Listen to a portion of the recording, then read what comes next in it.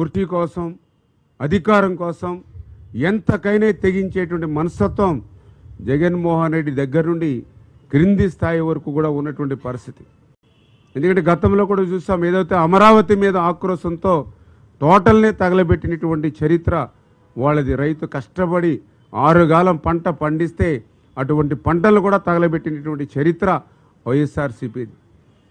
అధికారం కోసం సొంత బాబాయిలు కూడా గొడ్డలి పోటీకేసేటువంటి చరిత్ర ఉన్నటువంటి వాళ్ళు ఇటువంటి 100 సంవత్సరాలు రైతులకి సేవ చేసేటువంటి ప్రకాశం బ్యారేజీకి కూడా హాని తలపెట్టారనేటువంటి నమ్మకం అయితే ఈవేళ మాకు కాదు, ఈవేళ రైతు సంఘాల్లో కూడా వచ్చింది అని అంటే మరి ఈవేళ అందుకే ఈవేళ ప్రభుత్వం కూడా దీని మీద సీరియస్గా దృష్టి పెట్టింది.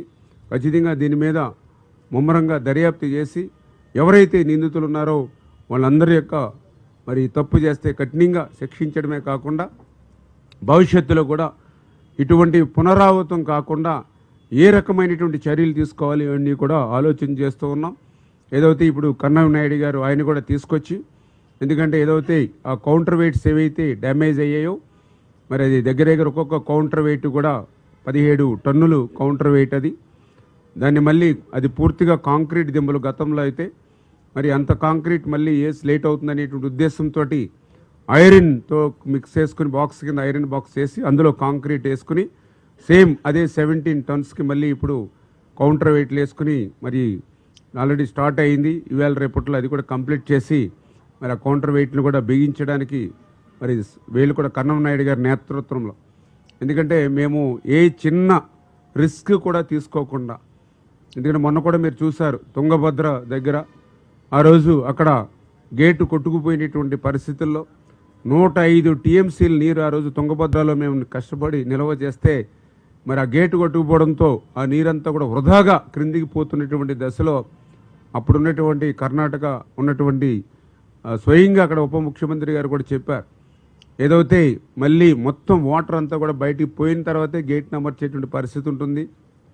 అందుచేత 40 టీఎంసీలకి లోయెస్ట్ పడిపోయిన తర్వాతే అప్పుడు గేట్లు అమరుస్తారు. అంచేత రబీ సంగతి అటు ఉంచి ఖరీఫ్ కూడా కష్టం అని ఆ రోజు వాళ్ళు చెప్పినటువంటి స్థితిలో చంద్రబాబు నాయుడు గారు చొరవ తీసుకుని మా అందరితో రాత్రికి రాత్రి కాన్ఫరెన్స్ తీసుకుని ఎవరైతే ఈ గేట్ల తయారీలో కానీ వీటిని అమరికలో కానీ నిపుణుడైన కన్నయ్య నాయుడు గారు సేవలు తీసుకోండి అని చెప్తే అప్పటికప్పుడు ఆయన కాంట్రాక్ట్ చేస్తే హైదరాబాద్లో ఆయన కంటి ఆపరేషన్ చేయించుకుని ఉంటే ఇక్కడ పరిస్థితిని ఆయనకి చెప్పి స్పెషల్గా మళ్ళీ విమానంలో మళ్ళీ ఆయన అక్కడికి పంపించి అక్కడ చూశారు మీరు, ఏదైతే దేశ చరిత్రలో ఎప్పుడూ చూడటువంటి విధంగా ఫ్లో వెళుతుండగానే ఆ రోజు గేట్ని అమర్చి దగ్గర 70 టీఎంసీల నీరుని ఆ రోజు ఆయన కాపాడాడు. ఆయనే చెప్పాడు స్వయంగా, గేటు కొట్టుకుపోయినప్పుడు ఆ నీరు వృధాగా పోతుంటే రైతుల కళ్ళల్లో నీళ్లు చూశాను, మళ్ళీ నేను ఆ గేట్ని అమర్చిన తర్వాత వాళ్ళ కళ్ళల్లో ఆనందం చూశాను. అంటే చంద్రబాబు నాయుడు గారు అట్లా ఏదైతే ఈరోజు కూడా ఆ ప్రకాశం బ్యారేజ్కి సంబంధించి కౌంటర్ వెయిట్ డ్యామేజ్ అవుతాయి. మరి ఏదైతే మన ఇరిగేషన్ డిపార్ట్మెంట్ మనకు కూడా అధికారులు ఉన్నప్పటికీ కూడా ఆయన ఎక్స్పీరియన్స్ ఉంది కాబట్టి ఆయన సూచనలు సలహాతోటి చేయమని ఇచ్చిన ఆదేశాల ప్రకారం ఆయన కూడా గత 5 రోజుల నుంచి కూడా దీన్ని పర్యవేక్షిస్తూ, ఎందుకంటే ఎక్కడ కూడా చిన్న మిస్టేక్ కూడా ఉండకూడదు, దాని మెజర్మెంట్స్ కానీ ఇవి కానీ ఎక్కడ కూడా చిన్న లోపం కూడా ఉండకూడదు. లక్షలాది మందికి త్రాగునీరు, లక్షలాది ఎకరాలకు ఆయకట్టించేటువంటి బ్యారేజ్ ఇది. అంటే అంత జాగ్రత్తగా ఈరోజు ఈ ప్రభుత్వం హ్యాండిల్ చేస్తూ దాన్ని 1-2 రోజుల్లో కంప్లీట్ చేస్తామనే విషయాన్ని కూడా సందర్భంగా తెలియజేసుకుంటున్నామని చెప్పి ఈ యొక్క ఉషాద్రి రామ్మోహన్ రావు ఎవరైతే ఈ యొక్క వైఎస్ఆర్సీపీ పార్టీకి సంబంధించినటువంటి వారి అనుచరులు వీరు ఎవరైతే ఉన్నారో మరి ఆల్రెడీ పోలీసు వాళ్ళని పిలిచి ఆల్రెడీ నిందితులను అదుపులో తీసుకుని దర్యాప్తు చేస్తున్నామని చెప్తూ ఉన్నారు. అది ఆ దర్యాప్తు అనేది జరుగుతూ ఉంది. వాళ్ళని కూడా ఎంక్వైరీ చేస్తూ ఉన్నారు. వాళ్ళగా ఏదైతే వాళ్ళు సెల్ ఫోన్స్ కానీ అదేవిధంగా గూగుల్ కానీ ఇవన్నీ కూడా వెరిఫై చేస్తూ ఉన్నారు. వాళ్ళని కూడా విచారణ చేస్తున్నామని పోలీసులు అయితే చెప్పడం జరుగుతుంది. అంటే విచారణ జరుగుతూ ఉంది. ఇంకా ఎంతవరకు అనేది ఇంకా అంటే ప్రజెంట్ అయితే ఇంకా దాని వివరాలన్నీ కూడా 1 by 1 అంటే విచారణ పూర్తవకుండానే ఇంకా మనం పూర్తిగా వివరాలు వెల్లడించలేం. ఏదైతే అక్కడ జరిగినటువంటి విధానాన్ని బట్టి అక్కడ ఉన్నటువంటి సమాచారాన్ని బట్టి దీని వెనుక ఏదైనా కుట్ర ఉందా, ఎందుకంటే భవిష్యత్తులో ఇటువంటివి కూడా పునరావృతం కాకుండా ఉండాలని అంటే ఈ ప్రభుత్వం సీరియస్గా గట్టిగా చేయాలనే ఉద్దేశంతో ఎంక్వైరీ చేస్తున్నాం. ఆ దర్యాప్తులో ఏవైతే విషయాలు వచ్చినాయో అవి తర్వాత మీకు అందరికి కూడా తెలియజేసుకుంటాం. ఖచ్చితంగా ఏదైతే పై స్థాయి నుంచి గ్రీన్ సిగ్నల్ లేకుండా క్రింది స్థాయిలో చేసేటువంటి సాహసం కానీ చొరవ కానీ ఎవరికి ఉండవు. 100కి 100% కూడా ఇవన్నీ కూడా గ్రీన్ సిగ్నల్ పైనుంచి ఉంటాయి. అయితే అవన్నీ కూడా ఇప్పుడు విచారణలో 1 by 1 ఒక్కొక్కటి కూడా బయటకు వస్తాయి. ఖచ్చితంగా ఇటువంటి బ్యారేజ్కి, ఎందుకంటే అందరికీ అన్నం పెట్టేటువంటి అన్నదాతలకి మరి ఉపయోగపడేటువంటి బ్యారేజీల మీద కూడా కుట్ర చేస్తే అదే ఇప్పుడు అనుమానాలకు తావు ఇచ్చేది అదే. ఎందుకంటే మనము ఏ ఫ్లడ్ వచ్చింది అని అంటే ఒక 1000 రూపాయల వస్తువు కూడా జాగ్రత్త పెట్టుకుంటాం. అటువంటిది 40 లక్షల 50 లక్షల విలువైనటువంటి బోటు, అది కూడా ఒక బోటు కాదు 3 బోట్లు, అంటే దగ్గర దగ్గర 1,50,00,000 విలువైనటువంటి ఆస్తి. అందులో కూడా బోట్లు నడిపే వాళ్ళకంటే అది ఇంకా 100 కోట్లతో సమానం. ఎందుకంటే అదే వాళ్ళకి జీవనాధారం. అటువంటి జీవనాధారమైనటువంటి 1,50,00,000 విలువైనటువంటి 3 బోట్లు ఒకే యజమాని ఒకే తాడుకి కట్టడం, అది కూడా ఈ ప్రమాదానికి ముందు మాత్రమే ఆ ప్రాంతానికి తీసుకురావడం, ఇవన్నీ కూడా 1 by 1. అందుకే ఈరోజు ఇది యాదృచ్ఛికంగా జరిగితే, ప్రమాదం జరిగితే ఏదో ఒక పడవ రావాలి, ఒక బోట్ రావాలి, లేదా డిఫరెంట్ టైమింగ్స్లో రావాలి.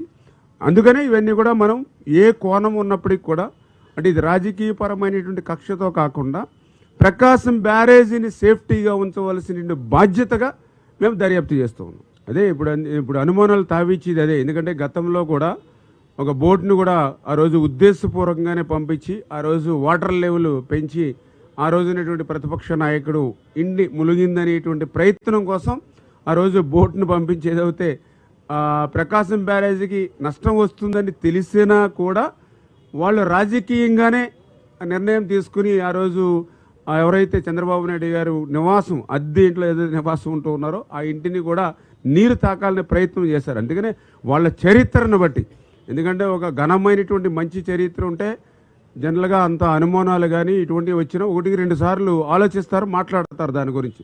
కానీ వాళ్ళకున్నటువంటి చరిత్ర అంతా కూడా కుట్రపూరితమైనటువంటి చరిత్ర కాబట్టే అవును వాస్తవం. ఎందుకంటే ఇప్పుడు చంద్రబాబు నాయుడు గారికి జగన్మోహన్ రెడ్డి గారికి ఉన్న తేడా అటువంటిది. ఎందుకంటే నిన్న ఒక చిన్న తప్పు జరిగిందని తెలిస్తే సాక్షాత్తు ఒక శాసనసభ్యుడినే పార్టీ నుంచి సస్పెండ్ చేసినటువంటి నాయకుడు చంద్రబాబు నాయుడు గారు. అదే జగన్మోహన్ రెడ్డి గారు అయితే మీరు చూస్తూ ఉన్నారు, సాక్షాత్తు ఒక దళిత బిడ్డని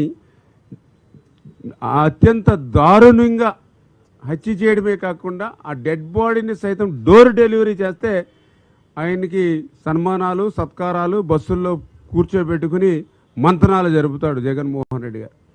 అంటే అట్లాంటి డిఫరెన్స్ అనేది ఉంది. అంటే జగన్మోహన్ రెడ్డి గారికి ఏంటంటే ఈ రకమైనటువంటి నేరాలు ఘోరాలు చేసేటువంటి వాళ్ళు, కుట్రలు చేసేటువంటి వాళ్ళు, పచ్చి బూతులు మాట్లాడుతూ సభ్య సమాజం తలదించుకునేటువంటి విధంగా మాట్లాడే వాళ్ళకి ఆయన పదవులు ఇస్తాడు.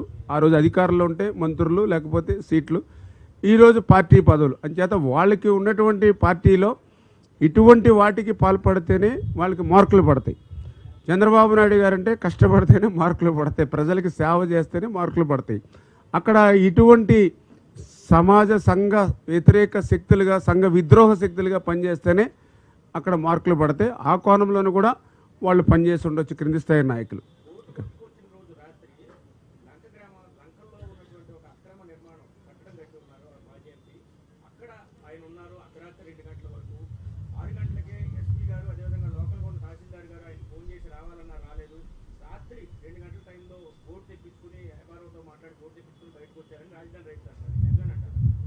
అది ఇప్పుడు మనకి ఏంటంటే ఒక్కొక్కటి మీరు చెప్పినట్లుగా సమాచారం వస్తూ ఉంది.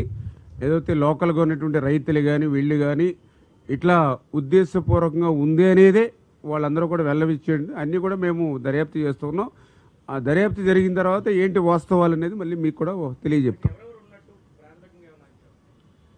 ఏదైతే ఇప్పుడు ఇంకా మనం అయితే అంచనాలకు రాలేము. ఏదైతే దర్యాప్తులో ఉంది కాబట్టి వాళ్ళకి స్వేచ్ఛనివ్వాలి. వాళ్ళు స్వేచ్ఛగా దర్యాప్తు చేసిన తర్వాత వాళ్ళు ఇచ్చిన రిపోర్ట్ని బట్టి మీకు మనం చెప్పగలుగుతాం.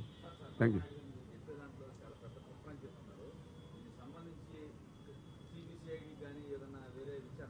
చేస్తాం. అంటే ఇప్పుడు ప్రాథమికంగా దర్యాప్తు జరుగుతుంది కాబట్టి దీన్ని వచ్చినటువంటి వాస్తవాలని దృష్టిలో పెట్టుకుని ప్రభుత్వం నిర్ణయం తీసుకుంటుంది. చంద్రబాబు నాయుడు గారు అయితే దీని మీద సీరియస్గానే, ఎందుకంటే మేము ఎంతో కష్టపడి మేము నిర్మాణం చేసుకుంటూ వస్తే వాళ్ళు విధ్వంసం. ఎందుకంటే మనం ఏదైతే నిర్మాణం వైపు కన్స్ట్రక్షన్ మన ప్రభుత్వ విధానం అయితే విధ్వంసం అనేది వైఎస్ఆర్సీపీ విధానం.